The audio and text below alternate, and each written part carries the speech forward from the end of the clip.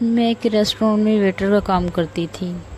وہاں ایک لڑکا روز چائے پینے آتا تھا۔ وہ گھنٹوں وہاں بیٹھا رہتا، چپ چاپ، نہ کوئی بات کرتا نہ کچھ کہتا۔ مجھے اسے دیکھ کر عجیب سی بے چینی محسوس ہوتی تھی۔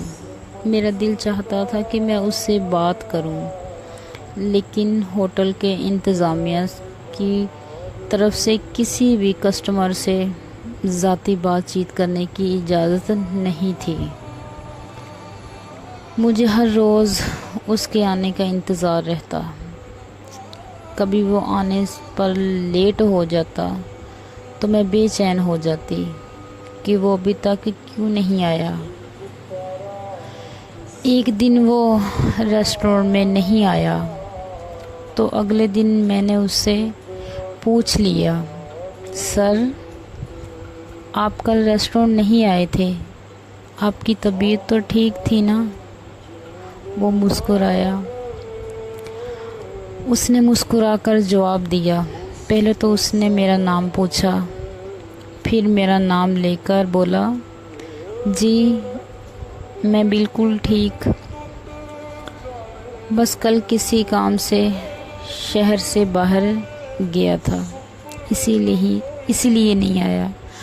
ابھی بھی میں مزید بات کرنے والی تھی کہ ریسٹورینٹ کا مینیجر آ گیا اور مجھے وہاں سے جانے کا اشارہ کیا۔ میں فوراً اسٹاف روم میں چلی گئی۔ ریسٹورینٹ سے چھٹی کرنے کے بعد جب میں باہر نکلی تو دیکھا کہ وہ باہر کھڑا میرا انتظار کر رہا تھا۔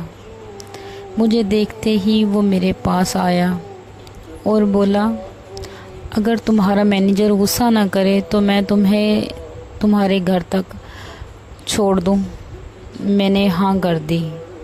گھر پہنچنے تک ہماری کافی جان پہچان ہو چکی تھی۔ پھر یہ روز کا معمول بن گیا تھا۔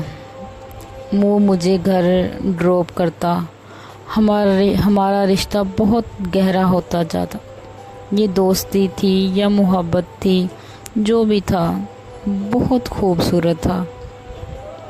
ایک دن میں نے اس سے کہا، آج میں نے ریسٹورینٹ نہیں جانا، ہم باہر کہیں گھومنے چلتے ہیں۔ اس نے کہا، ٹھیک ہے۔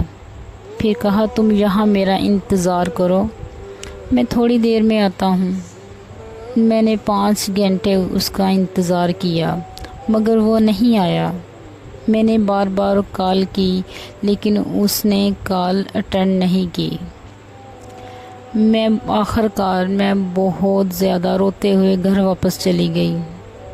اگلی صبح نیوز میں اس کی تصویر دیکھی تو میرے پیروں تلے زمین نکل گئی۔ مجھے ایسے لگا جیسے میرے جسم میں جان نکل گئی ہو۔ میں کانپ رہی تھی۔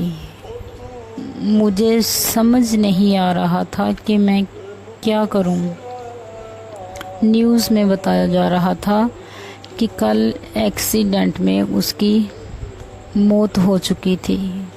وہ ایکسیڈنٹ اس وقت ہوا جب وہ مجھے ملنے آ رہا تھا۔ مجھے آج بھی اس کے جانے کا یقین نہیں آتا۔ میری نظریں آج بھی اسے تلاش کرتی ہیں کہ کاش کہیں نہ کہیں سے وہ پھر ریسٹورینٹ میں چائے پینے آ جائے۔